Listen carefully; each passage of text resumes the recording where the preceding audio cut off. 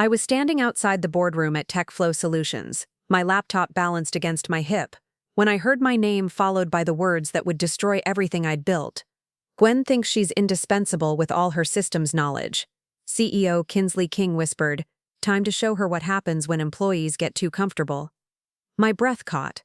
Through the slightly open door, I could see 3 figures hunched around the mahogany conference table. King and his 2 most loyal board members, Penn, Thorne, and Milo, Quinn. I pressed myself against the wall, my heart hammering so hard I was sure they could hear it. "First, we start training the offshore team in Mumbai," Thorne continued, his voice low but clear. "Tell Gwen it's just for backup support. Nothing that threatens her position. Then we gradually transfer her responsibilities," Quinn added with satisfaction. "When she starts questioning it, we document everything as resistance to company growth initiatives. Finally, we eliminate her position entirely." King's tone held dark satisfaction. Clean, cost-effective, and completely justifiable to shareholders. But they had no idea what they'd just unleashed. "Before we jump back in, tell us where you're tuning in from. And if this story touches you, make sure you're subscribed, because tomorrow I've saved something extra special for you." The words hit me like ice water in my veins. Standing there in the marble-floored hallway of TechFlow Solutions' 32nd floor, clutching my laptop that contained 8 years of irreplaceable system architectures, I felt my entire world shift on its axis. The conversation drifting through that slightly ajar boardroom door wasn't just casual corporate planning, it was the systematic dismantling of my career, spoken in the same tone they'd used to discuss quarterly coffee supplies. "The Mumbai team is already eager to prove themselves," Penn Thorne was saying, his crisp British accent making every word sound like a calculated business decision. "Brilliant developers, fraction of the cost, and they'll work around the clock to impress us. Gwen's been comfortable for too long. Maybe it's time she remembered that no one is irreplaceable." I could hear the leather chairs creaking as they leaned forward, probably studying spreadsheets that reduced my 8 years of expertise to nothing more than a line-item expense. The irony wasn't lost on me. I was eavesdropping on my own professional execution using the same skills that had made me invaluable to them in the first place. Years of troubleshooting complex systems had taught me to be invisible, to slip into server rooms and network closets unnoticed, to understand the architecture of problems before anyone else even knew they existed. "The transition should be seamless," Milo, Quinn added, and I could practically hear him adjusting his wire-rimmed glasses the way he always did when he was particularly pleased with himself. "We present it as an expansion of our global capabilities. Gwen trains them, they absorb her knowledge, and within 6 months we're saving $300,000 annually on her salary alone." 300,000, that's what 8 years of my life was worth to them. A budget line to be optimized. I thought about the countless nights I'd spent in this building, the weekends I'd sacrificed debugging critical systems while they were home with their families, the innovations I'd created that had saved them millions in downtime and inefficiencies. All of it reduced to a simple cost-benefit analysis. Kinsley King's voice carried that particular tone of satisfaction he reserved for moments when he believed he was being especially clever. "The beautiful part is that she'll train her own replacements. We'll frame it as leadership development, expanding her influence, building international partnerships. She'll be so flattered by the responsibility that she'll hand over everything willingly." My stomach churned as I realized how perfectly they'd read me.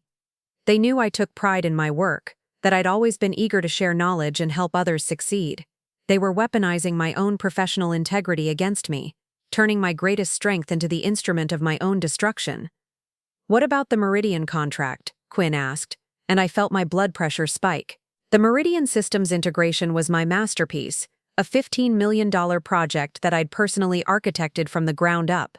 It was the kind of complex, multi-layered system that had made TechFlow's reputation in the enterprise software space.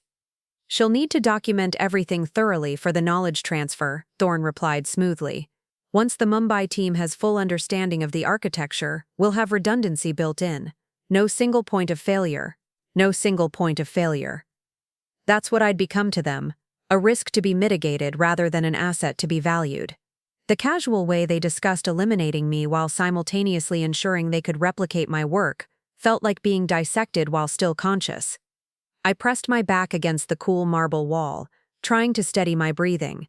8 years ago, I'd walked into this building as a junior systems analyst with a computer science degree and an unshakable belief that talent and dedication would be rewarded. I'd climbed from managing simple database queries to architecting enterprise solutions that powered Fortune 500 companies. I'd become the person they called when everything else failed. The one who understood not just how systems worked, but why they broke and how to make them stronger. Through the crack in the door, I could see King's silver hair catching the light from the floor-to-ceiling windows that overlooked downtown Portland. Beyond him, Penn Thorne was making notes in his leather portfolio with the expensive fountain pen he'd inherited from his grandfather, the same pen he'd used to sign my last performance review, where he'd praised my exceptional technical vision and irreplaceable institutional knowledge. Irreplaceable. The word echoed in my mind with bitter irony. "Timeline?" King asked, and I held my breath. 3 months for initial knowledge transfer, Quinn responded, consulting what I assumed was a project plan they'd developed without any input from their primary target. 6 months for full transition. 9 months to eliminate the position entirely and realize the cost savings. 9 months. They'd calculated exactly how long it would take to extract everything valuable from my brain and discard the rest. I wondered if they'd factored in the emotional cost of betraying someone who'd given them 8 years of loyalty, or if that simply didn't appear on their spreadsheets. The conversation was winding down, chairs scraping against the hardwood floor as they prepared to adjourn their secret tribunal. I needed to move, to get away from this hallway before they emerged and found me standing there with their conspiracy written across my face, but my legs felt like concrete, weighed down by the magnitude of what I'd just learned. As their voices faded and I heard them gathering their papers, one thought crystallized in my mind with perfect clarity. They had no idea what they'd just done. They thought they were eliminating a problem, optimizing an expense, executing a clever cost reduction strategy. They had no idea they'd just declared war on someone who understood their systems better than they understood themselves.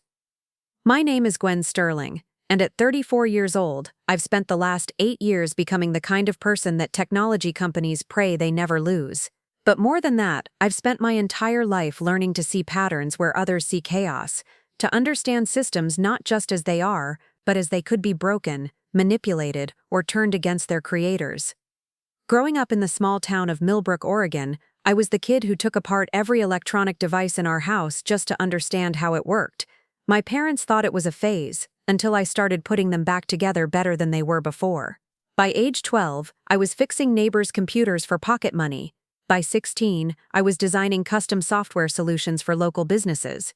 By the time I graduated high school, I'd already built and sold 3 small applications that automated inventory management for the agricultural cooperatives that dotted our rural landscape. But it wasn't just technical ability that set me apart. Growing up as the daughter of 2 small business owners, my mother ran a pottery studio, my father managed a grain elevator. I learned early that technology without business understanding is just expensive entertainment.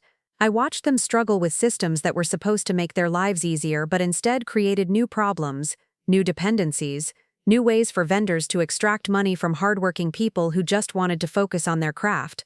That dual perspective, technical depth combined with business pragmatism, became my superpower in the corporate world.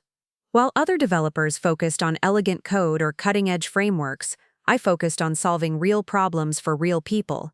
I understood that the most sophisticated algorithm in the world was worthless if it couldn't survive the chaos of actual business operations.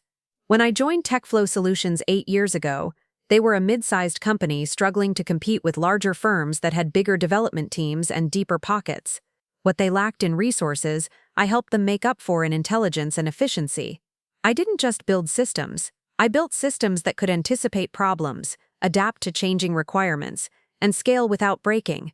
My specialty became what I called resilient architecture, designing technology solutions that could survive not just technical failures, but human failures, organizational changes, and business pivots.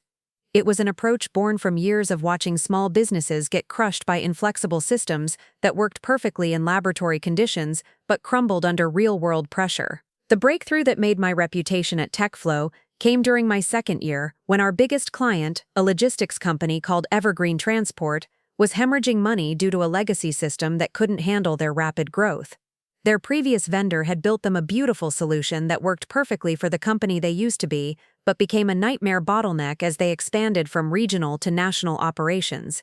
While the rest of our team focused on building them something completely new, I spent 3 weeks embedded at their facilities, working alongside their dispatchers, drivers, and warehouse staff. I learned how their business actually functioned, not how the organizational chart said it should function. I discovered that their real problem wasn't technical capacity, it was that their system forced them to work against their own operational logic. Preparing and narrating this story took us a lot of time, so if you are enjoying it, subscribe to our channel, it means a lot to us. Now back to the story. Instead of rebuilding everything from scratch, I created what I called adaptive middleware, a layer of intelligent translation between their legacy system and their actual business needs. It took 3 months to implement, instead of 18, cost a quarter of what a full rebuild would have required, and improved their operational efficiency by 40%, while preserving 8 years of historical data they thought they'd have to abandon. That project became the template for my approach: understand the human system first, then build technology that enhanced rather than replaced institutional knowledge. It was a philosophy that made me incredibly valuable to TechFlow's clients, but apparently also made me expensive enough to target for replacement. Over the following years, I refined this approach across dozens of projects. I learned to speak the language of executives, middle managers, and frontline workers equally fluently. I could translate between the abstract concepts that excited C-suite executives and the practical realities that determined whether systems actually worked. More importantly, I developed an almost supernatural ability to predict where systems would break before they actually broke. This wasn't magic, it was pattern recognition developed through thousands of hours of watching how technology interacted with human behavior. I learned to spot the early warning signs of system stress, the subtle indicators that revealed when organizations were asking technology to solve problems that were really about communication, training, or misaligned incentives. But my real secret weapon was something that couldn't be outsourced or replicated through documentation: institutional memory. After 8 years at TechFlow, I didn't just understand our current systems, I understood why they were built the way they were, what compromises had been made, what assumptions had proven false, and what hidden dependencies connected seemingly unrelated components.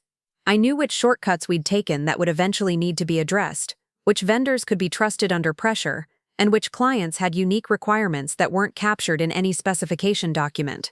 I knew the history of every major decision, the personalities involved in every critical negotiation, and the unwritten rules that governed how our systems actually functioned versus how they were supposed to function. This kind of knowledge couldn't be transferred through training sessions or documentation. It was accumulated through years of being present during crises, participating in evolving relationships, and developing the intuitive understanding that comes only from deep, sustained engagement with complex systems.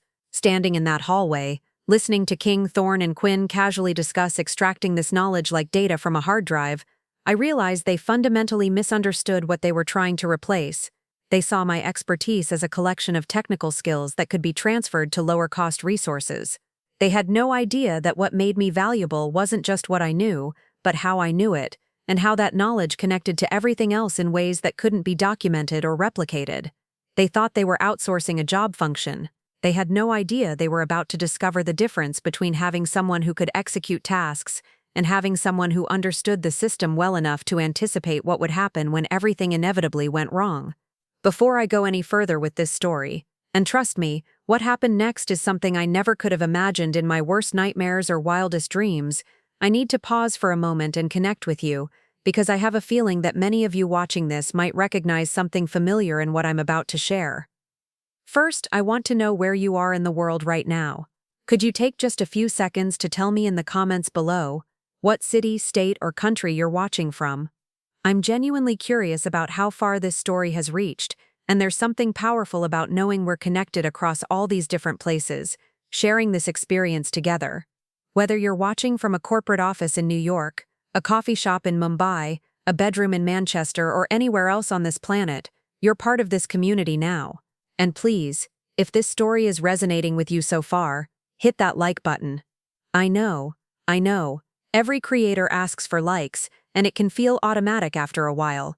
But here's the thing, stories like this one need to be heard. They need to reach the people who are living through similar situations right now, who are standing in their own hallways, overhearing their own professional death sentences, wondering if they're imagining things, or if the people they've trusted really are plotting against them. Your like isn't just engagement for the algorithm, it's a signal boost for anyone who needs to hear that they're not alone, that they're not crazy, and that sometimes the worst thing that happens to you can become the catalyst for something extraordinary. I also want you to subscribe if you haven't already, because this story is just the beginning. What I'm about to share with you isn't just about one company, one outsourcing decision, or one woman's professional journey. It's about something much bigger. The way power works in corporate America, the way loyalty gets weaponized against the people who display it, and the way understanding systems can become your greatest weapon when those systems are turned against you. But here's what I really want to know from you in the comments. Have you ever been in a situation where you overheard something you weren't supposed to hear? Maybe it was about you directly, or maybe it was about someone you cared about. How did it change your perspective on the people involved? Did it make you question other things you'd taken at face value? Because what I learned that day, standing in that marble hallway outside the TechFlow boardroom, wasn't just about my specific situation. It was about how easily we can be living in completely different realities from the people around us, how someone can smile at you in a meeting while discussing your elimination in private, how the very qualities that make you valuable can simultaneously make you a target. I'm curious if any of you have experience with outsourcing, either as someone whose job was outsourced or as someone who was part of the team brought in to replace existing workers. The dynamics I'm about to describe aren't unique to technology or to my particular company. They're happening right now in accounting departments, customer service centers, manufacturing facilities, and corporate offices around the world. There's something particularly cruel about being asked to train your own replacement while being told it's for collaboration or knowledge sharing or global expansion. If you've lived through that experience, I want you to know that I see you. Your frustration was valid, your sense of betrayal was justified, and if you handled it with grace and professionalism while dying inside, you're stronger than you probably give yourself credit for. For those of you who work in management or leadership positions, I want you to pay attention to what I'm about to share, because there are lessons here about the hidden costs of decisions that look brilliant on spreadsheets but catastrophic in reality. Sometimes the most expensive mistake you can make is saving money in the wrong place, and sometimes the person you think is most replaceable is actually the single point of failure that holds everything together. And for anyone who's ever felt invisible in their workplace, like their contributions weren't fully understood or appreciated, this story is especially for you. Because what I discovered in the months that followed wasn't just about revenge or vindication, it was about the hidden power that comes from being underestimated, from being seen as just another expense line when you're actually the person who understands how everything really works. The comments section for this video is going to become a space where we can share these experiences together. I want to hear your stories about workplace betrayal, about times when your loyalty wasn't reciprocated, about moments when you discovered that your value wasn't recognized until it was gone. But I also want to hear your stories of resilience, of finding your power in unexpected places, of turning devastating setbacks into launching pads for something better. Because here's what I learned from what happened to me. The people who underestimate you often give you the greatest gifts, even though that's the opposite of their intention. They force you to discover strengths you didn't know you had, to build networks you didn't know you needed, and to develop a clarity about your own worth that no external validation could ever provide. What happened next in my story is going to sound almost unbelievable, and there were moments during the experience when I couldn't believe it myself. We're talking about a sequence of events that led to a $4.7 million contract cancellation, emergency board meetings, and phone calls that I never expected to receive from people who had written me off as easily replaceable. But before we get to the dramatic parts, I need to take you back to where this all really began. 3 months before that overheard conversation, when I was still naive enough to believe that doing excellent work was sufficient protection against corporate betrayal. Stay with me, because the journey we're about to take together is one that changed not just my career, but my entire understanding of how power, loyalty, and expertise intersect in the modern workplace. 3 months before that devastating conversation in the boardroom, my world at TechFlow Solutions looked completely different. I was riding high on what felt like the pinnacle of my career, having just completed the preliminary architecture for what would become the most significant project in our company's history, the Meridian Systems integration contract.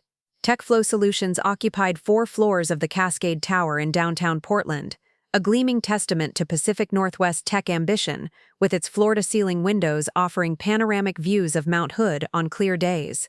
The company had grown from a scrappy startup in 2015 to a major player in enterprise software solutions, and I had been part of that journey almost from the beginning. What started as a team of 12 passionate developers working out of a converted warehouse in the Pearl District had evolved into a sophisticated operation, employing over 200 people across multiple departments. The culture at TechFlow had always prided itself on being different from the typical corporate grind. Kinsley King, our CEO, frequently spoke about family values and investing in people over profits. The company offered generous professional development budgets, flexible work arrangements, and what seemed like genuine commitment to work-life balance. King himself had started the company after leaving a senior position at Intel, frustrated by what he called the dehumanizing effects of corporate bureaucracy. During my first 7 years there, this wasn't just marketing speak, it felt real. When my father had his heart attack in 2019, the company not only gave me unlimited time off but actually sent flowers to the hospital and followed up regularly to check on our family's well-being. When I proposed implementing a mentorship program for junior developers, they allocated budget and resources without hesitation. When I suggested we needed better work-from-home infrastructure during the pandemic, they invested in top-tier equipment for every employee's home office. But somewhere in the past 18 months, something had shifted. The company had brought in new leadership at the board level, Penn Thorne as Chief Financial Officer and Milo Quinn as VP of Operations.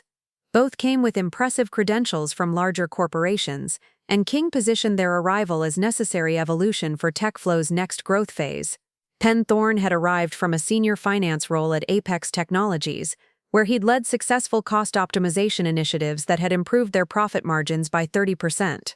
He was British, impeccably dressed, and spoke with the kind of refined accent that made everything sound more authoritative. In his first all-hands meeting, he'd talked about fiscal responsibility and competitive positioning in global markets with slides full of charts showing our cost structure compared to overseas alternatives.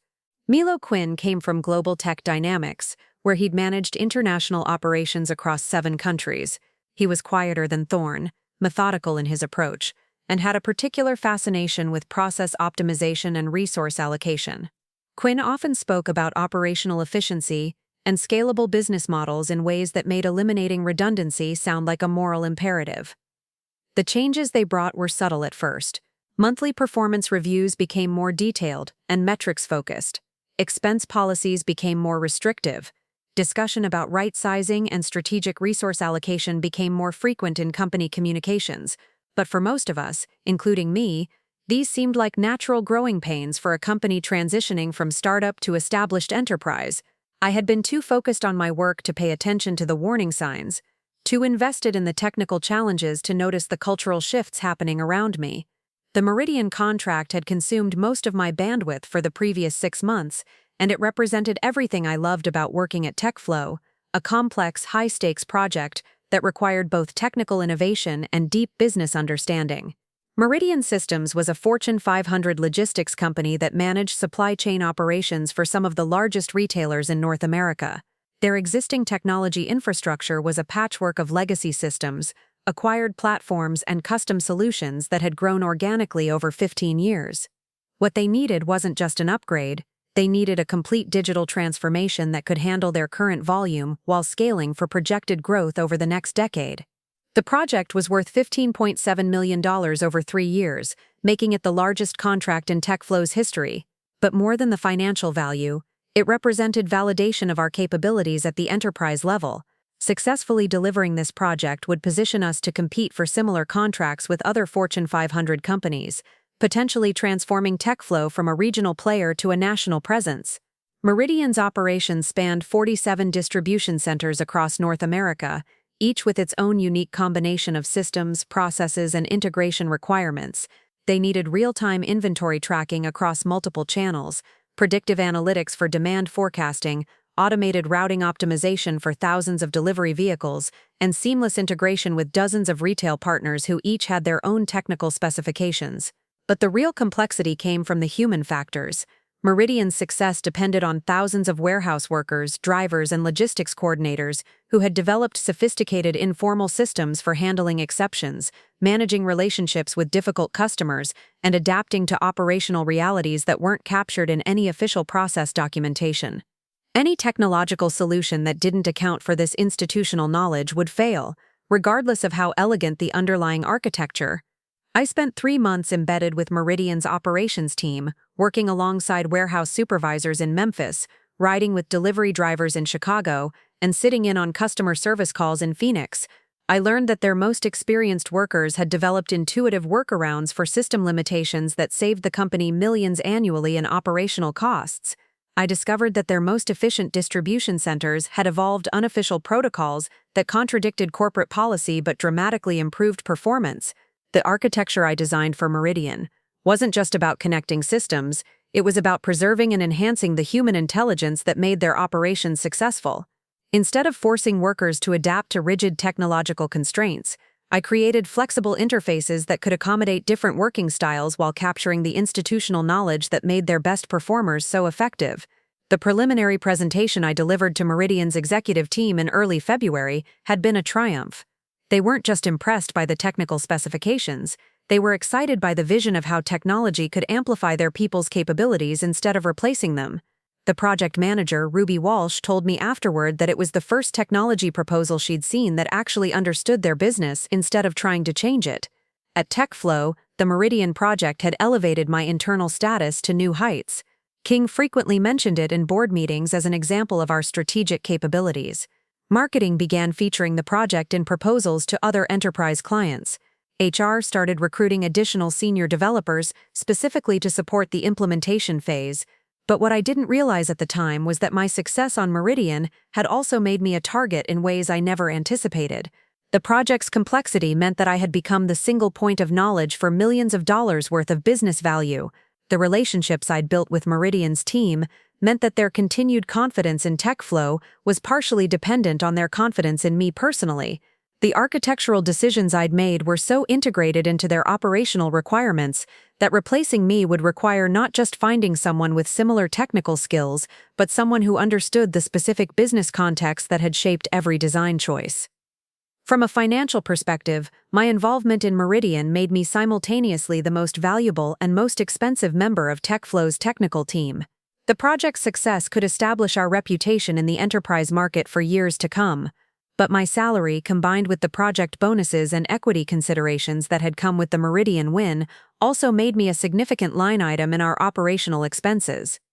This tension between my strategic value and my cost had created what I later realized was an irresistible target for the kind of optimization thinking that Thorne and Quinn brought from their previous corporate experiences. In their minds, the ideal outcome would be to extract all the value I'd created: the client relationships, the technical knowledge, the architectural decisions, while eliminating the ongoing expense of my compensation. The conversations I'd overheard in the boardroom weren't spontaneous decision-making, they were the culmination of months of planning that I'd been too focused on my work to notice. While I'd been building solutions for Meridian, Thorne and Quinn had been building a case for my elimination that was every bit as carefully architected as any technology system. Looking back, I could identify the warning signs I'd missed: the increasing emphasis on documentation in my project management requirements, the requests for more detailed knowledge transfer sessions with junior team members, the subtle questions about whether certain aspects of the Meridian project could be handled by offshore resources, the gradual shift in how my contributions were framed in company communications, from irreplaceable expertise to transferable knowledge. But in the moment, working 14-hour days to finalize Meridian's technical specifications, I'd interpreted all of these changes as natural consequences of working on such a high-profile project. I thought the documentation requirements were about ensuring project continuity. I assumed the knowledge transfer sessions were about building team capabilities. I believed the offshore discussions were about expanding our capacity to handle additional projects like Meridian.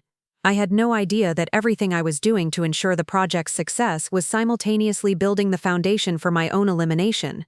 Every detailed specification I wrote, every process I documented, every relationship I developed with Meridian's team was being evaluated not just for its contribution to the current project, but for how it could be leveraged without me. The irony was perfect and devastating. My commitment to doing excellent work was providing them with everything they needed to replace me.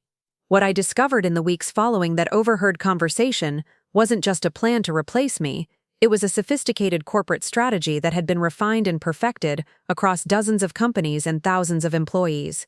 The outsourcing playbook that King, Thorne, and Quinn were implementing wasn't something they'd invented. It was a well-established methodology that had become standard practice in corporate America, with its own set of rules, phases, and psychological tactics designed to minimize resistance and maximize knowledge transfer. Understanding this system became crucial to my survival, because what I was facing wasn't personal vendetta or simple cost-cutting. It was a carefully orchestrated process that had been designed to overcome every form of resistance that employees like me typically mounted. The people implementing it had seen every possible response, anticipated every emotional reaction, and developed countermeasures for every strategy that workers had historically used to protect their positions. The first rule of corporate outsourcing, I learned, is that it's never presented as outsourcing. Instead, it's framed as global expansion, knowledge sharing, building international partnerships, or creating redundancy for business continuity. The language is always positive, forward-looking, and focused on opportunities rather than threats. Employees are told they're being given chances to develop leadership skills by training overseas teams, to expand their influence by working with international colleagues, and to contribute to company growth by sharing their expertise across geographic boundaries. This linguistic manipulation serves multiple purposes. First, it makes resistance appear petty and self-serving. After all, who could oppose international collaboration or knowledge sharing? Second, it creates cognitive dissonance that prevents employees from recognizing the threat until it's too late. When you're told you're being promoted to a more strategic role, it takes significant mental adjustment to recognize that you're actually being prepared for elimination. Penn Thorne, I discovered through careful observation and strategic conversations with colleagues, was a master of this approach. His background at Apex Technologies had involved implementing what they called global optimization initiatives, a euphemistic term for systematically replacing domestic workers with offshore alternatives. Under his leadership, Apex had reduced their North American technical workforce by 60% over 3 years, while maintaining the fiction that they were expanding opportunities for international collaboration. The methodology he'd perfected followed a predictable pattern that I began to recognize as he implemented it at TechFlow. Phase 1 involved identifying high-value, high-cost employees whose knowledge could be extracted and transferred. These weren't necessarily the highest-performing workers. They were the workers whose expertise represented the greatest differential between their cost and the cost of their overseas replacements. In my case, the math was brutally simple. My annual compensation, including salary, benefits, equity, and project bonuses, approached $180,000. A senior developer in Mumbai with equivalent technical skills could be hired for approximately $35,000 annually. Even accounting for additional management overhead, time zone coordination challenges, and initial training costs, replacing me would save TechFlow over $120,000 per year, while theoretically maintaining the same technical capabilities. But the calculation that made me particularly vulnerable went beyond simple cost comparison. The Meridian project had made me what business strategists call a knowledge concentration risk, a single employee whose departure would threaten major business value.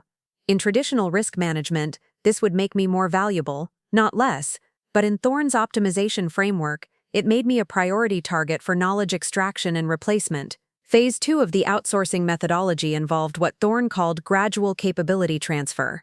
This wasn't the dramatic, shock therapy approach of suddenly announcing layoffs and demanding knowledge handovers. Instead, it was a months-long process of slowly shifting responsibilities while maintaining the illusion of business continuity and employee development. The genius of this approach was that it turned the target employee's own professionalism against them. When asked to train overseas colleagues, dedicated workers would naturally want to do a thorough job. When told that training others demonstrated leadership potential, ambitious employees would invest extra effort in ensuring successful knowledge transfer. When informed that building international relationships was crucial for career advancement, career-focused individuals would prioritize those relationships over their own job security. Milo Quinn's role in this process was to manage the operational complexity of maintaining business continuity during the transition. His experience at Global Tech Dynamics had involved coordinating similar transfers across multiple time zones, cultures, and regulatory environments. He understood the logistical challenges of maintaining client relationships while gradually replacing the people who had built those relationships. Quinn's particular expertise lay in what he called seamless transition management, ensuring that clients never experienced disruption during personnel changes. This involved careful timing of communication, strategic management of client interactions, and sophisticated coordination between outgoing and incoming team members. The goal was for clients to wake up one day and discover that their primary contact had changed without ever experiencing a moment of uncertainty about service continuity. For the Meridian project, this presented unique challenges. Ruby Walsh and her team had developed personal relationships with me that went beyond typical vendor-client dynamics. They trusted my judgment, relied on my institutional knowledge about their operations, and had invested significant political capital within their organization based on confidence in my capabilities. Replacing me without disrupting that relationship would require careful orchestration and flawless execution. The third rule of corporate outsourcing was that resistance had to be anticipated and neutralized before it could develop. Thorne and Quinn understood that experienced employees like me wouldn't passively accept elimination, regardless of how diplomatically it was presented. They had developed sophisticated strategies for identifying potential resistance and implementing countermeasures before problems could emerge. This was where the psychological sophistication of their approach became apparent. Rather than waiting for me to recognize the threat and mount a defense, they planned to control the narrative from the beginning. By framing the outsourcing as my opportunity to expand my role and influence, they would make me complicit in the process. By having me personally train my replacements, they would create emotional investment in their success. By positioning the transition as my contribution to company growth, they would make opposition appear selfish and short-sighted. But perhaps most insidiously, they planned to use my own expertise against me. They understood that someone with my technical background would naturally want to ensure that any transition was handled properly, that knowledge was transferred accurately, and that business continuity was maintained. They were counting on my professional integrity to ensure that I would prioritize TechFlow's interests and Meridian's needs over my own job security. The fourth rule was that documentation and knowledge capture had to appear routine and beneficial rather than extractive. Instead of announcing that they needed to document my expertise for succession planning, they would frame it as professional development, process improvement, and best practice sharing. The extensive documentation I would create wouldn't be presented as preparation for my replacement. It would be positioned as contribution to organizational learning and knowledge management. This approach served multiple legal and practical purposes. From a legal standpoint, it would be difficult for me to claim that I was being asked to facilitate my own termination when every request was framed as normal business operations. From a practical standpoint, it would ensure comprehensive knowledge transfer without triggering the defensive behaviors that typically emerged when employees realized they were training their replacements. Kinsley King's role in this process was perhaps the most crucial and the most personally disappointing. As CEO, he provided the executive authorization and strategic vision that made the entire initiative possible. But more than that, he provided the emotional manipulation that would make the process palatable to me and to the rest of the organization. King had always positioned himself as a different kind of CEO, someone who valued people over profits, who built company culture around loyalty and mutual investment. His personal relationship with employees, including me, created trust that could be leveraged to facilitate changes that would normally generate significant resistance. When King asked me to take on additional responsibilities or to invest extra effort in training initiatives, I would naturally assume that it was because he valued my contributions and wanted to expand my role within the organization. The sophistication of their approach became clear as I began to recognize how each element reinforced the others. The positive framing prevented early resistance. The gradual implementation avoided shock and disruption. The emphasis on my professional development made opposition appear career-limiting. The documentation requirements seemed like reasonable business practices. The international collaboration appeared to expand rather than threaten my role. But underlying all of these tactical elements was a fundamental power imbalance that made resistance extremely difficult. As an individual employee, I had limited leverage against organizational decisions that were presented as strategic necessities. Even if I recognized what was happening, my options for response were constrained by professional norms, legal limitations, and practical realities. Fighting the process directly would require me to refuse reasonable requests, oppose company initiatives, and prioritize my personal interests over organizational needs. In a corporate environment, such behavior would be characterized as insubordination, resistance to change, and failure to embrace company growth.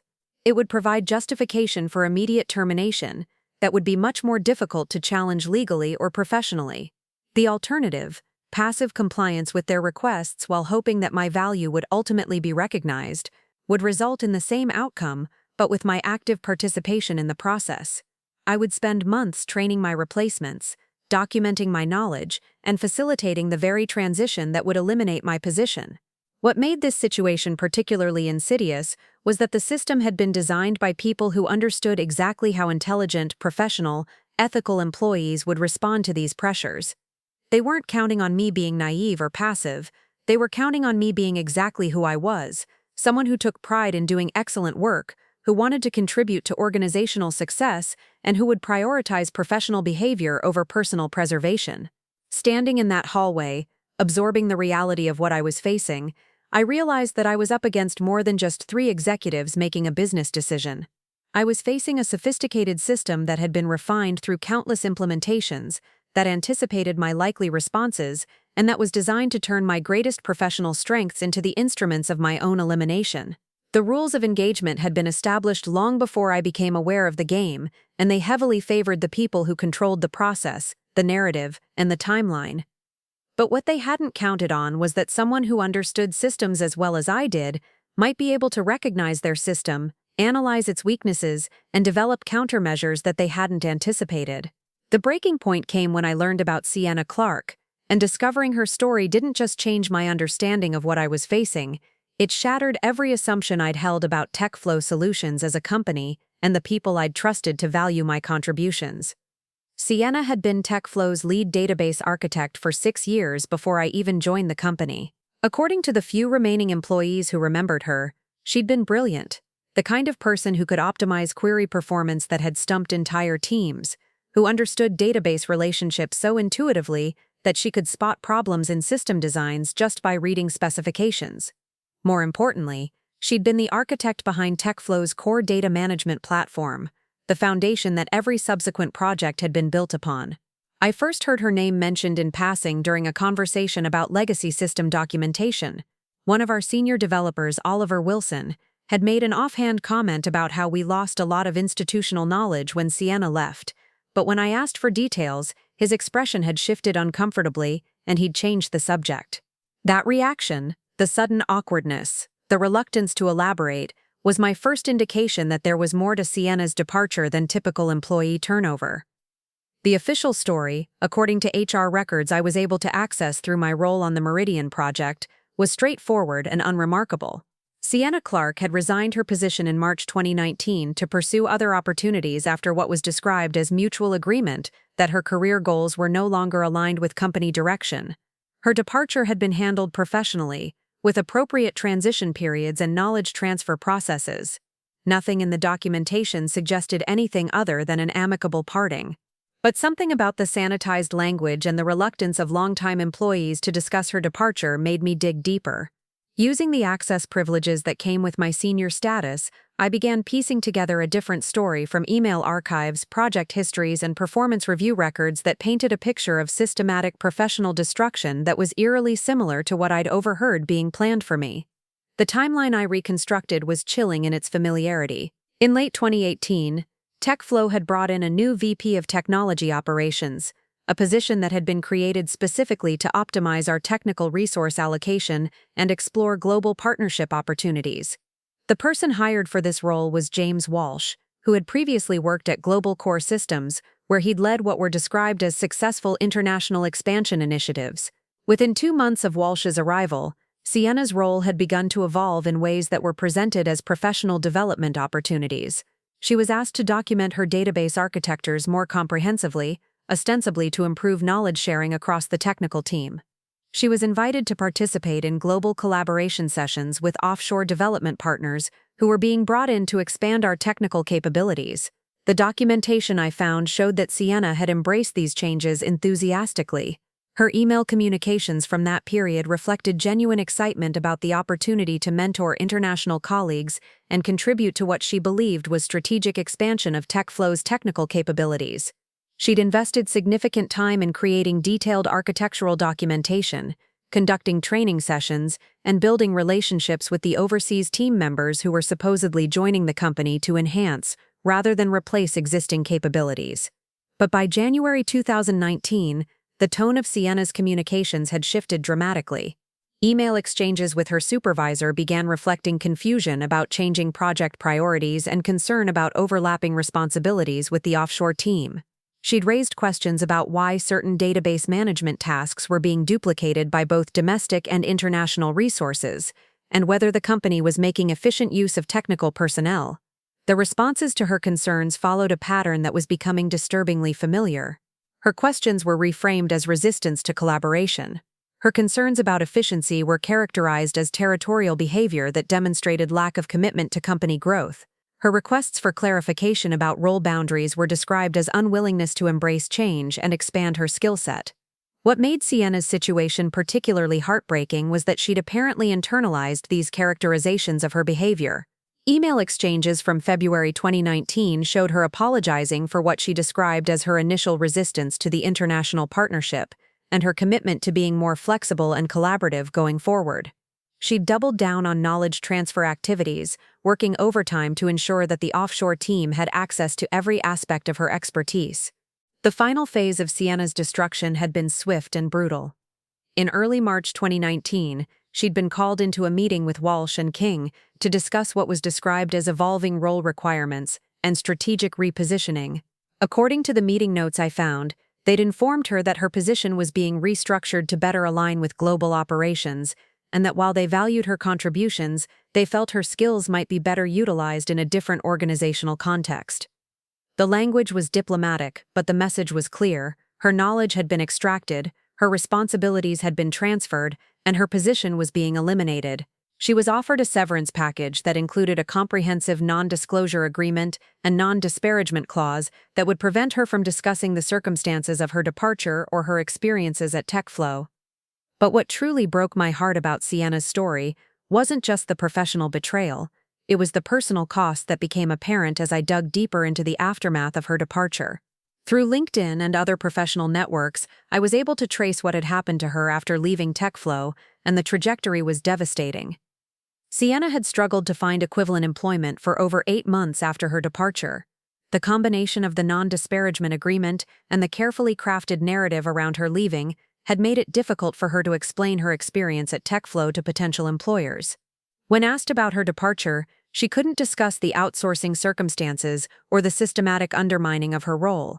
Instead, she was left with the official story about misaligned career goals that made her appear indecisive or uncommitted. More damaging was the impact on her professional confidence. According to a former colleague who had stayed in touch with her, Sienna had begun questioning her own technical abilities and professional judgment.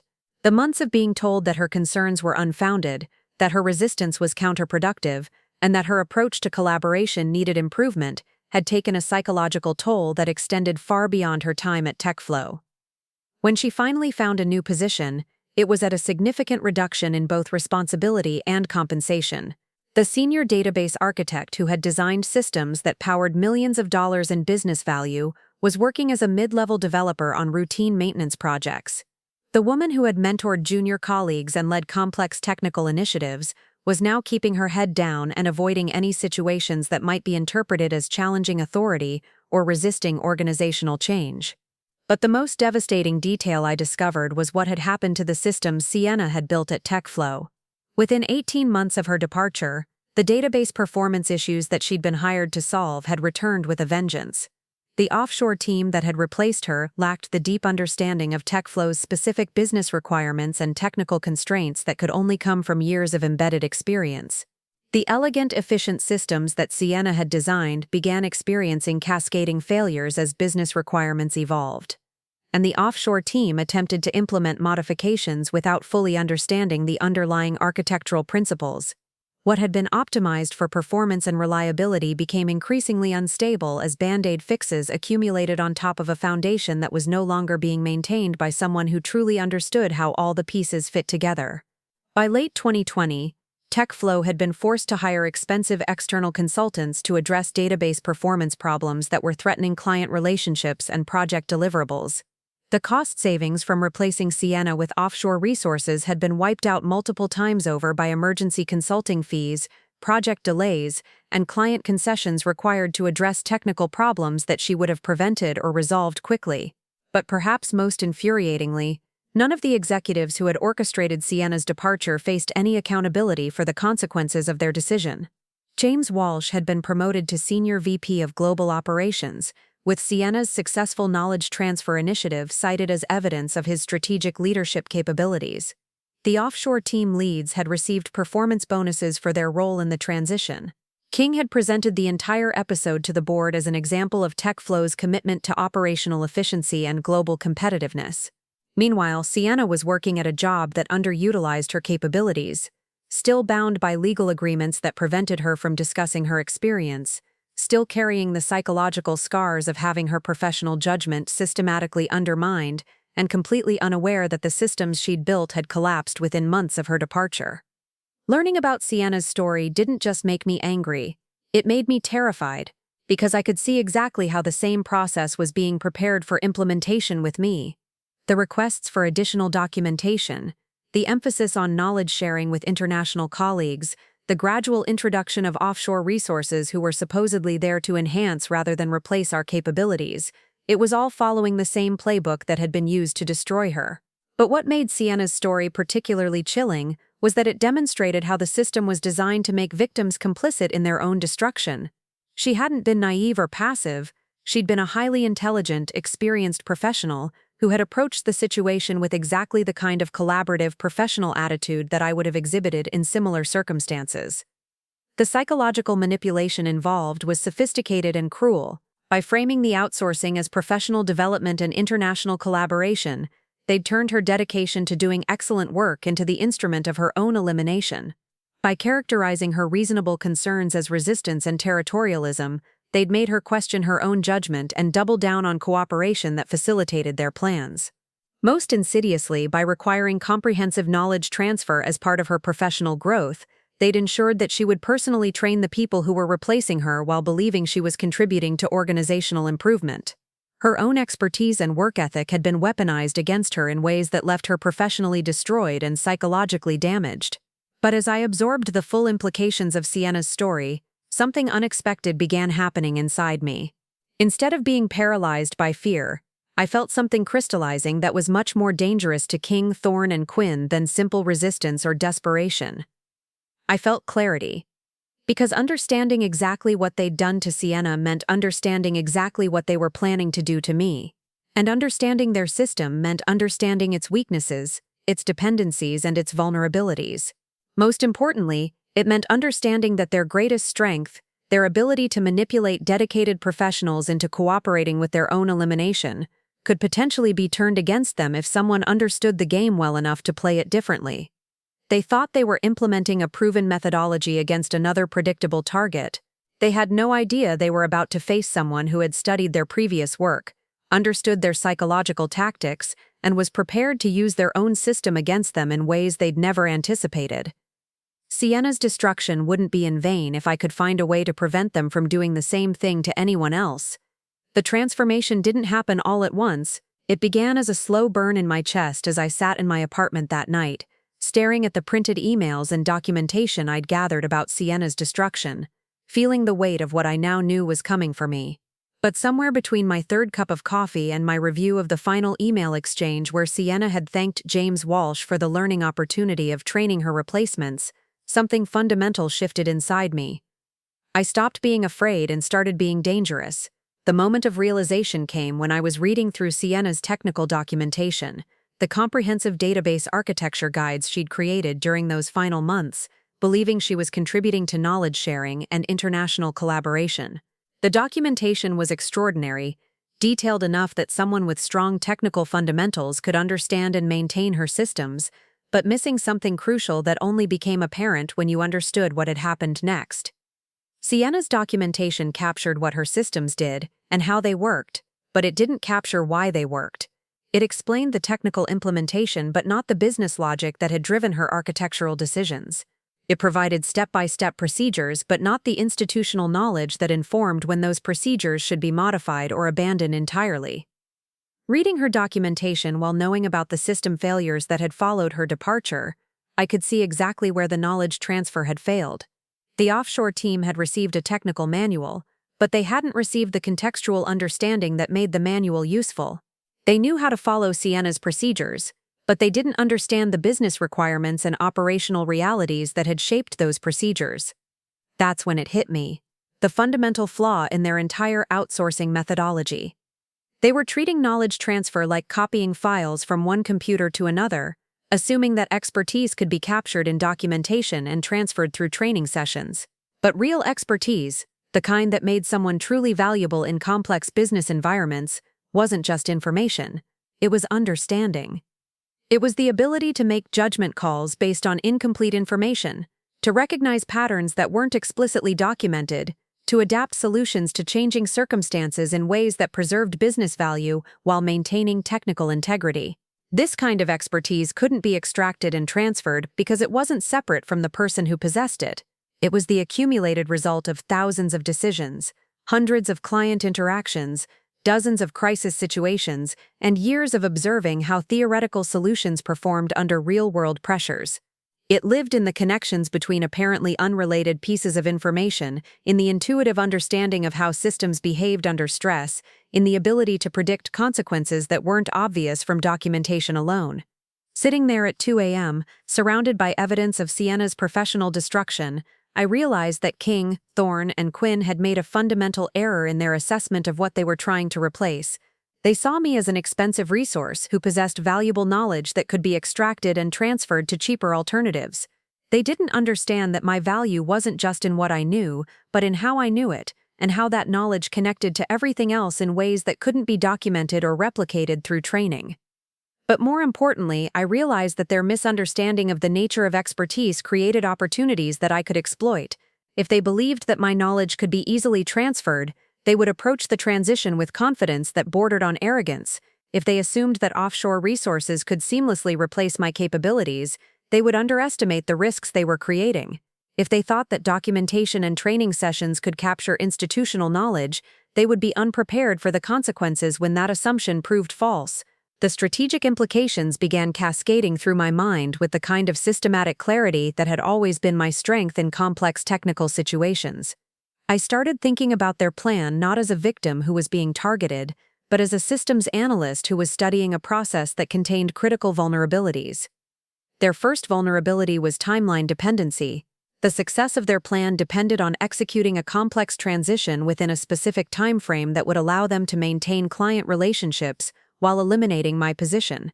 If that timeline was disrupted, if knowledge transfer took longer than expected, if offshore resources needed more support than anticipated, if client confidence was shaken during the transition, their cost savings would evaporate and their risk exposure would multiply. Their second vulnerability was knowledge dependency. They needed me to cooperate fully with documentation and training requirements in order to capture the expertise they were planning to replace. But my cooperation wasn't legally required, and my level of cooperation could significantly impact the quality and completeness of knowledge transfer. If I became less forthcoming, less detailed, or less available for training sessions, their transition timeline would be threatened, and their confidence in the offshore team's capabilities would be undermined. Their third vulnerability was client relationship dependency. The Meridian contract represented not just $15 million in revenue, but validation of TechFlow's capabilities in the enterprise market. Ruby Walsh and her team had invested significant political capital within their organization based on confidence in our ability to deliver.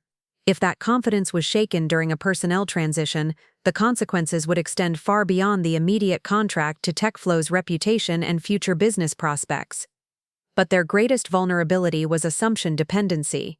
Their entire plan was based on assumptions about how I would react, how clients would respond, how offshore resources would perform, and how business continuity could be maintained during complex transitions. If any of those assumptions proved incorrect, the cascading effects could destabilize their entire initiative. As I analyzed these vulnerabilities, I began to understand that I wasn't as powerless as I'd initially believed. I possessed significant leverage that could be deployed strategically if I was willing to abandon my traditional approach of professional cooperation and collaborative problem-solving. The question wasn't whether I could fight back. The question was whether I was prepared to fight back in ways that would violate every norm of professional behavior I'd followed throughout my career. The old Gwen Sterling would have approached this situation by trying to demonstrate her value, by working harder to prove her indispensability, by attempting to convince leadership that their plan was misguided through logical arguments and professional appeals. The old Gwen would have trusted that doing excellent work would be sufficient protection against corporate betrayal, that loyalty would be reciprocated, and that reasonable people could reach reasonable agreements through honest communication. But Sienna's story had taught me that the old approach would lead to the old outcome. Professional cooperation with people who were planning my elimination would only make their plan easier to execute. Attempting to prove my value to people who had already decided I was too expensive would only provide them with additional documentation they could use to train my replacements. Trusting their assurances about my future role while they systematically transferred my responsibilities would only delay my recognition of the inevitable until it was too late to respond effectively. The new Gwen Sterling who emerged from that night of coffee and contemplation was someone I'd never been before, someone who understood that corporate warfare required corporate weapons, that systematic manipulation could only be countered with systematic counter-manipulation, and that people who declared war on your professional existence had forfeited any claim to your professional courtesy. This wasn't about revenge. Revenge was emotional and ultimately self-defeating. This was about strategic response to strategic threat. They had initiated a complex campaign designed to extract maximum value from my expertise while eliminating my position and damaging my career prospects. The appropriate response wasn't emotional retaliation, but systematic counter-campaign designed to turn their own tactics against them. The transformation wasn't just tactical, it was psychological. For 8 years at TechFlow, I'd defined myself as a collaborative team member who contributed to organizational success. My professional identity was built around being helpful, being reliable, being the person who could be counted on to prioritize company interests over personal convenience. That identity had made me valuable, but it had also made me vulnerable to exactly the kind of manipulation I was facing. The person I needed to become, the person I was becoming as I sat in my apartment planning my response, was someone who prioritized strategic effectiveness over professional courtesy, who understood that loyalty needed to be reciprocal to be meaningful, and who was prepared to use every advantage available to protect my interests when those interests were under systematic attack. But this transformation came with a cost that I was only beginning to understand. Abandoning professional cooperation meant abandoning the relationships and identity that had defined my career. Fighting back against TechFlow meant accepting that I could never again be the naive person who believed that doing excellent work was sufficient protection against corporate betrayal. Weaponizing my expertise meant acknowledging that I was in a war where the normal rules of professional engagement had already been suspended by people who saw me as an obstacle to be eliminated rather than a colleague to be valued. The strategic plan that began forming in my mind that night was more sophisticated and more ruthless than anything I'd ever contemplated. It wasn't about preventing my elimination. I understood that King, Thorne, and Quinn had already made that decision and invested too much political capital to reverse course easily. Instead, it was about controlling the timing, manner, and consequences of my departure in ways that would maximize cost to them while preserving my professional reputation and creating opportunities for my future success. The plan had 3 interconnected elements that would be implemented simultaneously over the coming months. First, I would appear to cooperate fully with their knowledge transfer requirements while actually controlling the quality, completeness, and strategic value of the information I provided. They would receive documentation and training, but not the contextual understanding that would make that documentation useful under pressure. Second, I would systematically build relationships and gather evidence that would allow me to control the narrative around my eventual departure. Instead of being the victim of cost-cutting who was eliminated for financial reasons, I would position myself as the expert who recognized system problems and tried to prevent them before they became catastrophic. Third, I would create strategic vulnerabilities in their transition plan that would demonstrate the real cost of replacing institutional knowledge with offshore resources. Not through sabotage or unprofessional behavior, but through careful withdrawal of the kind of invisible support and judgment that I'd been providing without recognition or documentation. The beauty of this approach was that it would use their own methodology against them. They were planning to maintain the fiction of professional development and international collaboration while systematically undermining my position. I would maintain the fiction of cooperative knowledge transfer while systematically undermining their plan. They were counting on my professionalism to ensure that I would prioritize company interests over personal preservation. I would demonstrate exactly how dangerous it could be when someone with my level of system access and institutional knowledge decided that company interests were no longer aligned with my own. As dawn broke through my apartment windows, I realized that the scared, confused woman who had overheard that conversation in the boardroom no longer existed. In her place was someone who understood exactly what she was facing, who had analyzed the strategic landscape with the same systematic approach I'd always applied to technical problems, and who was prepared to fight back with weapons that my opponents didn't even realize I possessed. King, Thorne, and Quinn thought they were implementing a proven methodology against a predictable target. They had no idea they were about to discover the difference between eliminating someone who accepted their fate passively and eliminating someone who understood their system well enough to turn it against them. The Monday morning after my transformation, I walked into TechFlow Solutions with a plan that was as comprehensive as any system architecture I'd ever designed. But unlike my previous projects, this one had a single, focused objective: ensuring that when King, Thorne, and Quinn implemented their outsourcing strategy, the consequences would be so catastrophic that it would serve as a permanent reminder of the real cost of treating expertise as a commodity. My first move was to accelerate something I'd already been working on: the comprehensive documentation of the Meridian project architecture.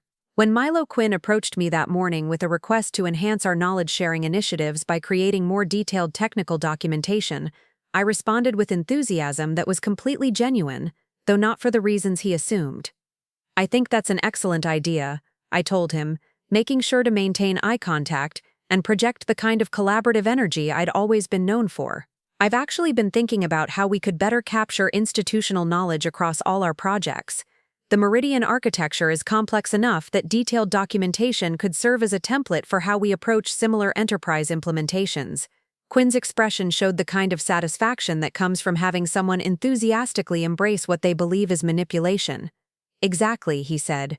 "We want to ensure that our intellectual property is properly captured and that knowledge isn't concentrated in any single individual. It's about building organizational resilience."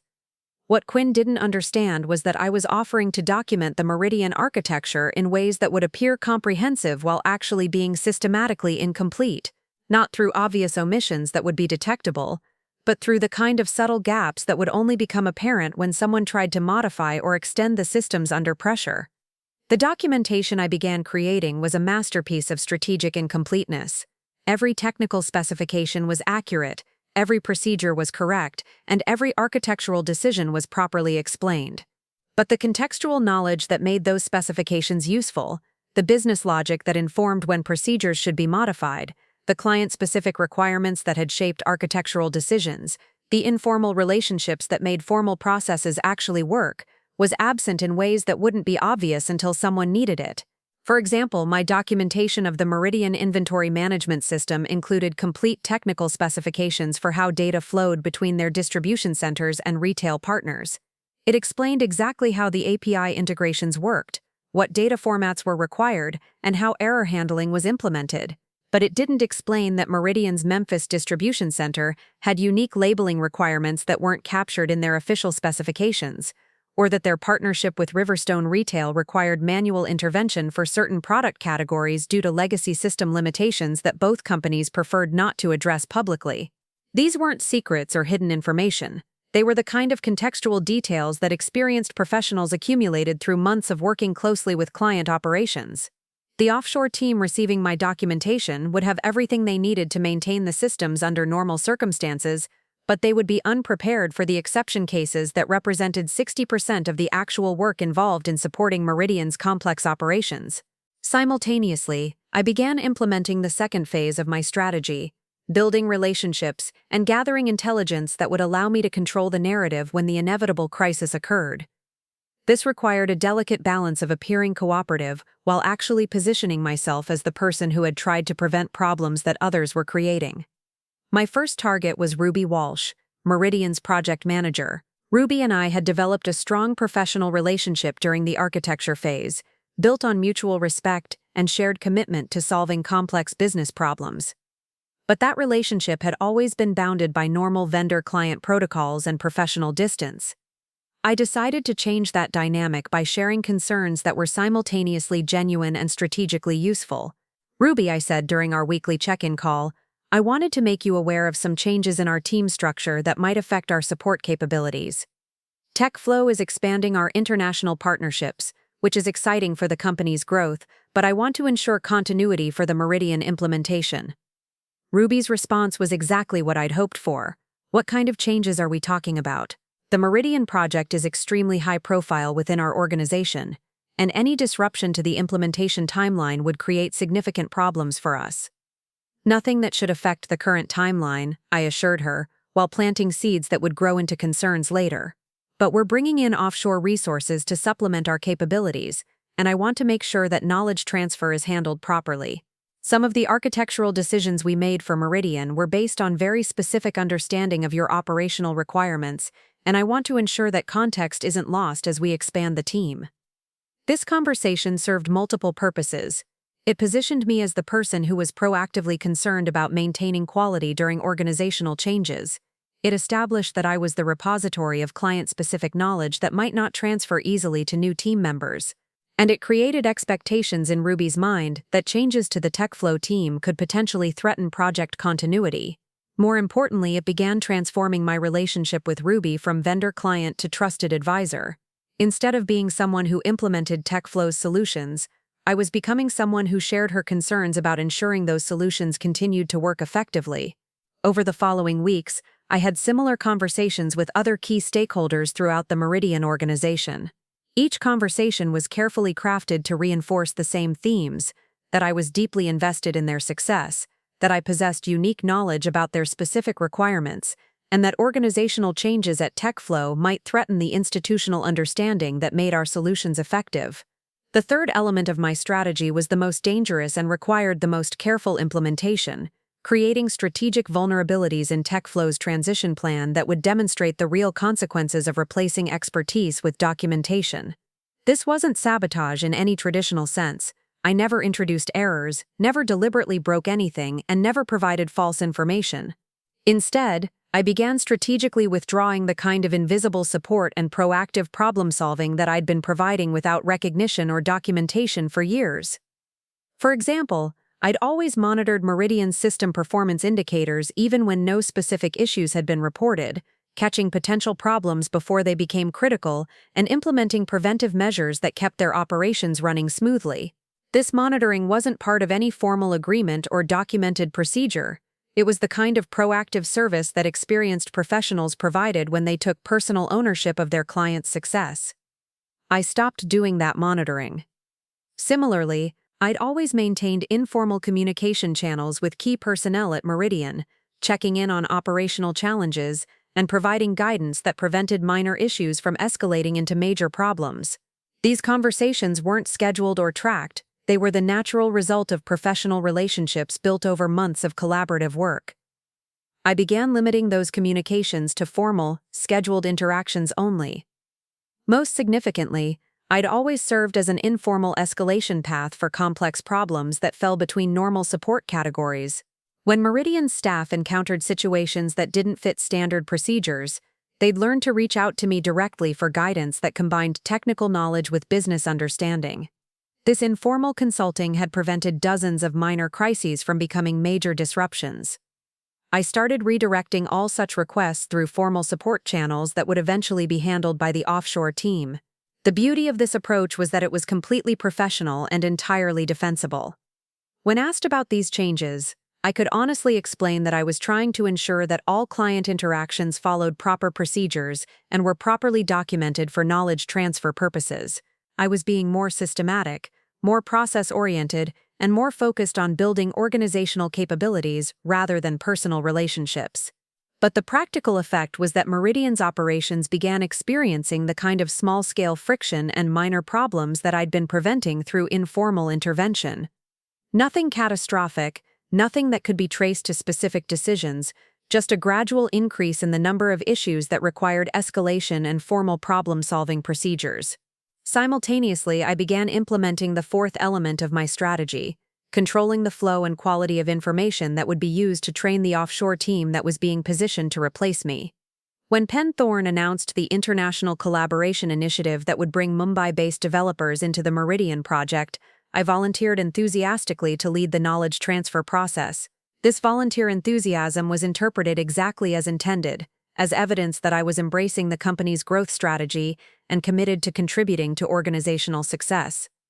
"I think this is a fantastic opportunity," I told Thorne during the project kickoff meeting. "The Mumbai team brings fresh perspectives and additional bandwidth that will help us scale our capabilities. I'm excited to work with them on understanding the Meridian architecture and operational requirements." What Thorne didn't realize was that my enthusiasm came from understanding exactly how I could control this knowledge transfer process to serve my strategic objectives. The training sessions I designed for the Mumbai team were comprehensive, professionally delivered, and completely inadequate for the complex realities they would eventually face. I taught them everything they needed to know to understand and maintain the systems I'd built, but I didn't teach them how to think like I thought, how to anticipate problems like I anticipated them, or how to navigate the informal relationships and unwritten rules that made formal procedures actually work. For example, I taught them how to use the monitoring tools that tracked Meridian's system performance, but I didn't teach them how to interpret the patterns that indicated emerging problems before they triggered official alerts. I showed them how to follow escalation procedures when issues were reported, but I didn't teach them how to recognize the early warning signs that allowed problems to be prevented rather than solved. Most importantly, I didn't transfer the client relationship knowledge that was crucial for maintaining Meridian's confidence during challenging situations. I taught them technical procedures, but I didn't teach them how to communicate with Ruby Walsh when those procedures weren't sufficient, how to navigate the political dynamics within Meridian's organization, or how to maintain client trust when technical problems required business compromises. The offshore team received training that would allow them to handle routine maintenance and support requests effectively, but they would be unprepared for the complex judgment calls and relationship management that represented the most valuable aspects of client service. As these various elements of my strategy began moving simultaneously, I started to see the early indicators that my plan was working. The minor operational friction at Meridian was beginning to generate questions about TechFlow's support quality. The offshore team was progressing through their training successfully, but asking questions that revealed gaps in their understanding of business context. King, Thorne, and Quinn were pleased with the apparent success of their knowledge transfer initiative, unaware that they were building towards a crisis that would demonstrate exactly why expertise couldn't be treated as a transferable commodity. But the most satisfying indicator was the growing sense of my own power, as I realized how much control I actually possessed over the situation. For months, I'd felt like a victim of forces beyond my influence. Now I understood that I was actually in a position to determine the timeline, scope, and consequences of the very transition that was supposedly being imposed on me. They thought they were managing a predictable process with a cooperative employee. They had no idea they were walking into a trap that I was building using their own methodology and timeline against them. The cascade began on a Tuesday morning in October, exactly 4 months after I'd overheard that boardroom conversation that changed everything. It started with what appeared to be a routine system alert from Meridian's Memphis distribution center, the kind of minor performance issue that would normally be resolved within an hour through standard troubleshooting procedures. But this wasn't a normal Tuesday, and I was no longer providing the kind of proactive intervention that had prevented minor issues from becoming major crises for the past 8 months. The alert came through TechFlow's standard support system at 6:47 a.m. Pacific Time, reporting slower than normal query response times in Meridian's inventory management system. Under the old operational model, I would have been monitoring their systems continuously and would have caught the early indicators of this problem 3 days earlier, implementing preventive measures before any performance degradation became noticeable to end users. Instead, the alert was routed to the Mumbai team that had officially taken over primary support responsibilities for the Meridian project 2 weeks earlier. The team lead, a technically competent developer named Kaylin Finch, followed the troubleshooting procedures I'd documented perfectly. He ran the standard diagnostic queries, checked system resource utilization, and verified that all monitoring indicators were within normal parameters. What Kaylin couldn't know, because it wasn't captured in any documentation, was that this particular pattern of performance degradation was an early warning sign of database index corruption that occurred when Meridian's Memphis center processed certain categories of oversized inventory during their quarterly cycle. I'd discovered this pattern during my second month of supporting their operations, had developed a specific monitoring protocol to catch it early, and had implemented automated preventive measures that ran invisibly in the background. Those preventive measures had been disabled as part of the system optimization that accompanied the transition to offshore support, ostensibly to simplify the technical environment and make it easier for the Mumbai team to understand system operations. Following standard escalation procedures, Kaylin reported to Milo Quinn that the performance issue appeared to be resolved and that all system indicators were normal. Quinn, satisfied that the offshore transition was proceeding smoothly, marked the incident as closed and noted it as evidence that the Mumbai team was successfully handling complex support requirements.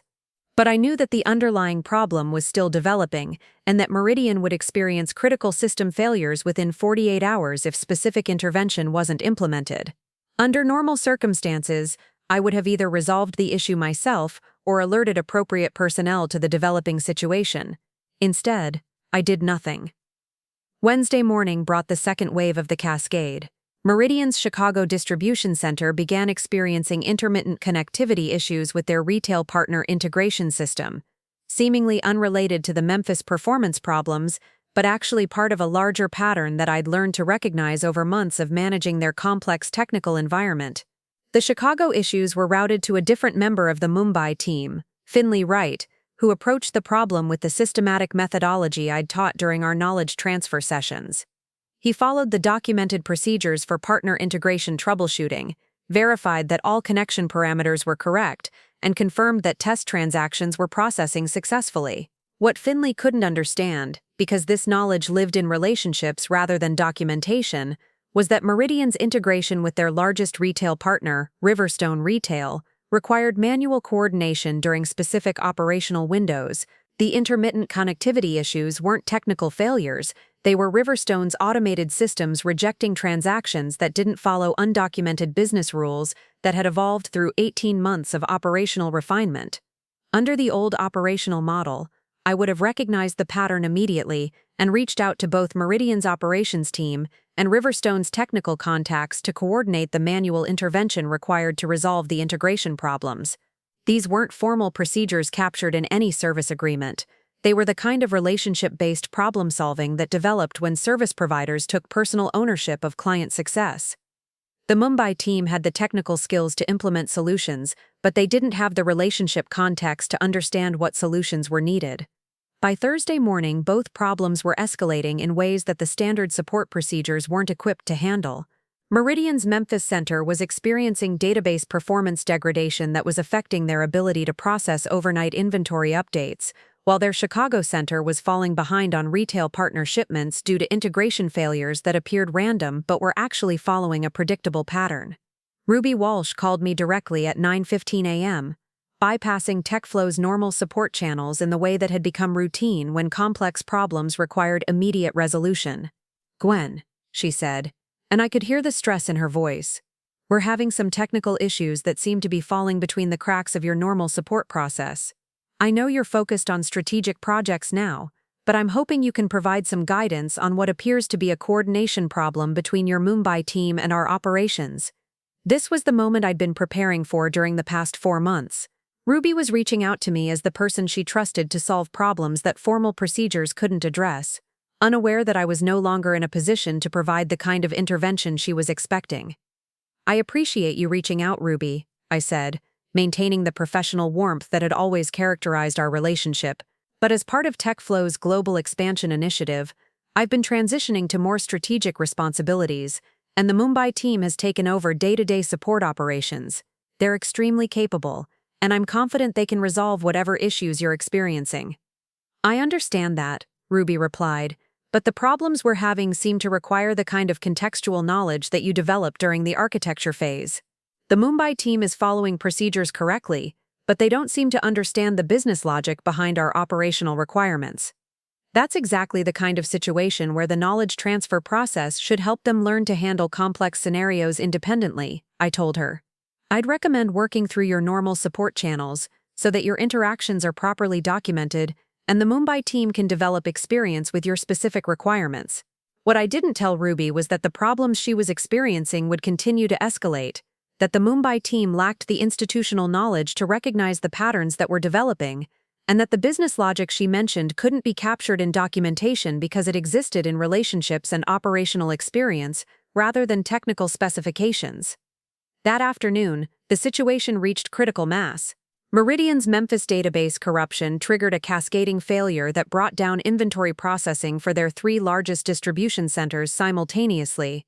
The Chicago integration problems, combined with similar issues that were now emerging at other locations, meant that they couldn't fulfill retail partner orders even if their inventory systems had been functional. For the first time since TechFlow had begun supporting Meridian's operations, they were facing the kind of system-wide crisis that threatened their ability to meet contractual obligations to major retail partners during the crucial pre-holiday shipping season. The Mumbai team, working frantically to address multiple simultaneous emergencies, followed every escalation procedure I'd documented. But the procedures I'd created were designed for normal operations, not for crisis management that required understanding the complex interdependencies between Meridian's technical systems and business operations. Kalen Finch called me at 6:30 p.m. Pacific Time, which was 7 a.m. the following day in Mumbai. His team had been working around the clock, but they were struggling to coordinate solutions across multiple technical domains while maintaining communication with Meridian's increasingly frustrated operations staff. "Gwen," he said, "we need your help. The problems we're seeing seem to be connected, but we can't find the relationship in any of the documentation. Ruby Walsh is asking for solutions that require knowledge we don't have. What specific knowledge are you missing?"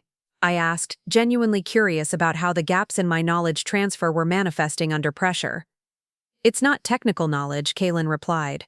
"We understand how all the systems work, but we don't understand why they work the way they do, or how to modify our approach when the standard procedures aren't effective. Ruby keeps mentioning business requirements that aren't in any specifications, and when we ask for clarification, she says we should already understand the operational context." This was exactly the situation I'd anticipated. The Mumbai team had received comprehensive technical training, but they hadn't received the business context and relationship knowledge that made that technical training useful during complex problem-solving scenarios. "Unfortunately," I told Kalen, "I'm not available for hands-on troubleshooting anymore. My role has transitioned to strategic projects, and crisis response is supposed to be handled by the primary support team. I'd recommend escalating through normal channels if you need additional resources." By Friday morning, Meridian's technical problems had evolved into a business crisis that was threatening their relationships with major retail partners. They'd been forced to notify customers about potential shipping delays during the most important season of their business year, and their operations team was working 18-hour days trying to implement manual workarounds for systems that should have been functioning automatically. Ruby Walsh called me at 7:45 a.m., and this time her tone was different, not frustrated or stressed, but cold with the kind of anger that comes from feeling betrayed by people you'd trusted. "Gwen," she said, "I need to understand what's happening here. 6 months ago, TechFlow's support was proactive, responsive, and effective.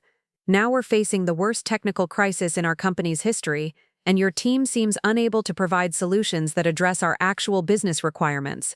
Has something fundamental changed about TechFlow's capabilities?"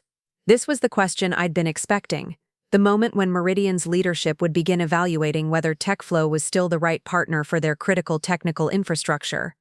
"I understand your frustration, Ruby," I said. "Technical crises are always challenging, especially during high-volume operational periods. The Mumbai team is working hard to resolve these issues, and I'm confident they'll find solutions that meet your requirements."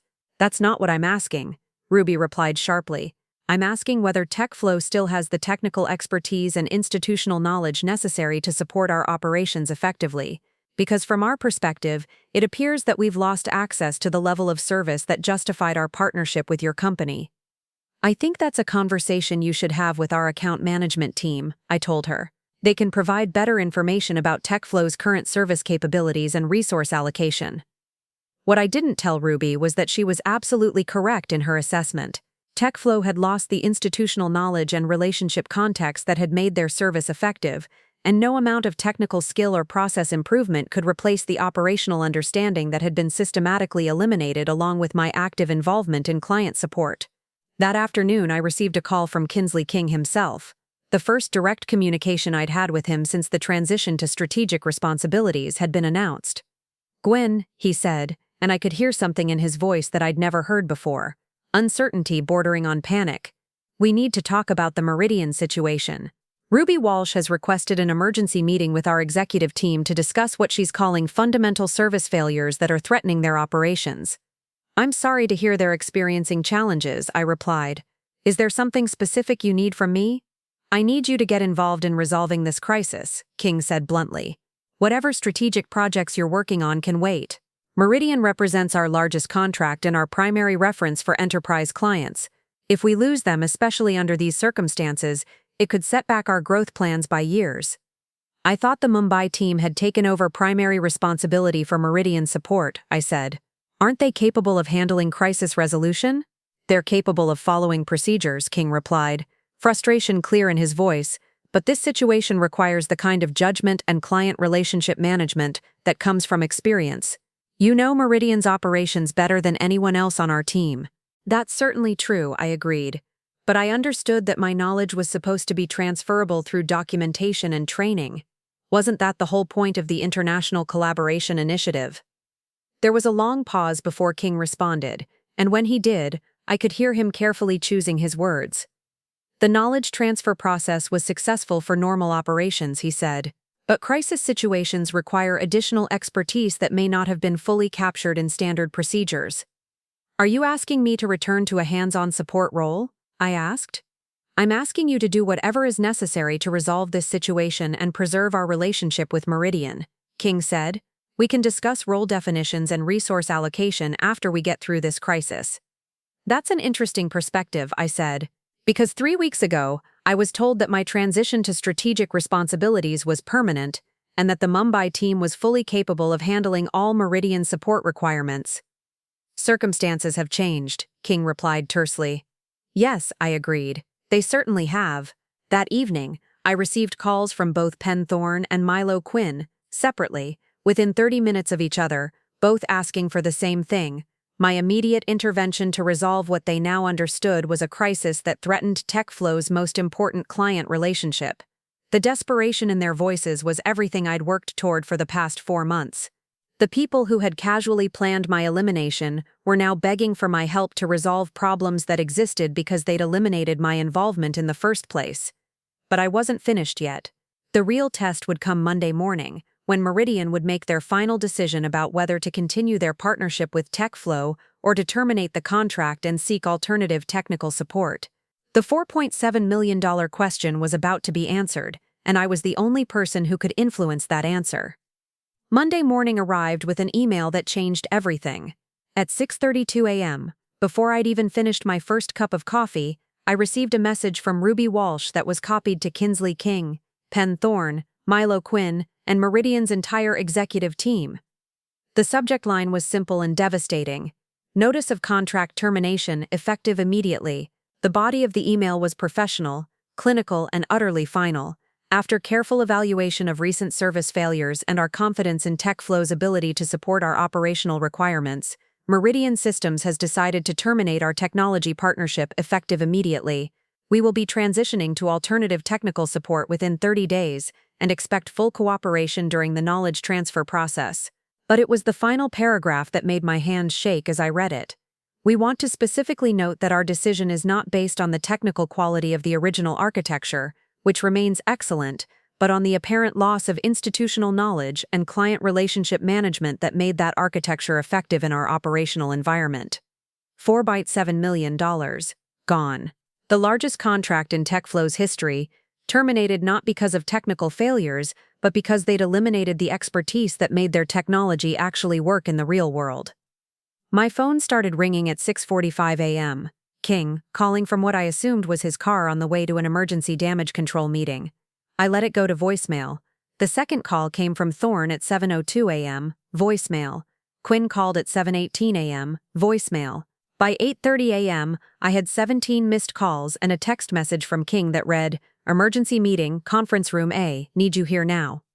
I arrived at TechFlow at 9:15 a.m., walking through the lobby with the same confident stride I'd always had, but now it carried different energy. I wasn't the collaborative team player trying to contribute to organizational success. I was the person who held the keys to their survival, and everyone in that building knew it. The conference room was chaos. King was pacing behind the table where, 4 months earlier, I'd overheard him planning my elimination. Thorne sat with his head in his hands, his carefully cultivated composure completely shattered. Quinn was frantically typing on his laptop, probably trying to calculate how much the Meridian loss would cost in both immediate revenue and future business prospects. "Gwen," King said the moment I walked through the door. "We need to fix this. Whatever it takes, whatever you need, we need to get Meridian back." "That's an interesting perspective," I replied, settling into the chair at the far end of the table. "Because last week you were confident that the Mumbai team could handle all support requirements independently." "The situation has evolved," Thorne said without looking up. "We've identified some gaps in the knowledge transfer process that need to be addressed." "Gaps?" I asked. "Or fundamental misunderstanding of what you were trying to replace?" The silence that followed was deafening. These three men, who had spent months planning my systematic elimination, were finally confronting the reality that expertise couldn't be extracted and transferred like data from a hard drive. "What do you need from us?" Quinn asked quietly.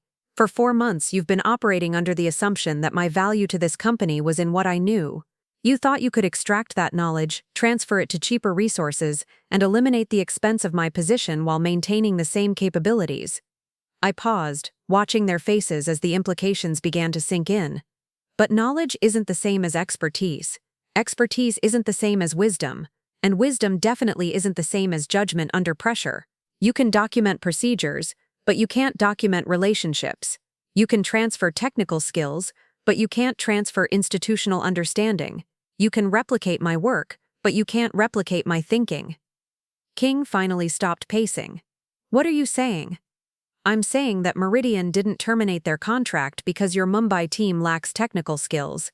They terminated it because they lost access to someone who understood their business well enough to make their technology actually work. Someone who had invested years in building the relationships and contextual knowledge that made formal procedures effective." "Can you get them back?"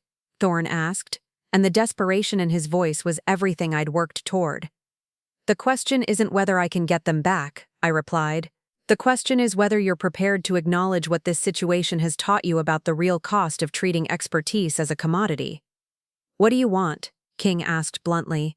"I want a formal apology to every employee who's been subjected to the outsourcing methodology you've been implementing," I said. "I want acknowledgement that the knowledge transfer approach has been fundamentally flawed. And I want assurance that TechFlow will return to valuing institutional expertise instead of trying to eliminate it." "And if we agree to those terms?" Quinn asked. "Then I'll consider helping you rebuild what you've destroyed," I said. "But not as your employee, as an independent consultant at market rates for crisis resolution, with full authority to rebuild client relationships and technical operations as I see fit."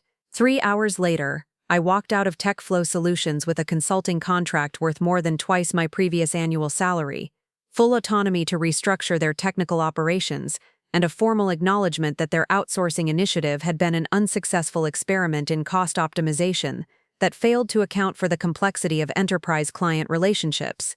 By the end of that week, I'd convinced Ruby Walsh to give TechFlow one final chance to demonstrate renewed capabilities.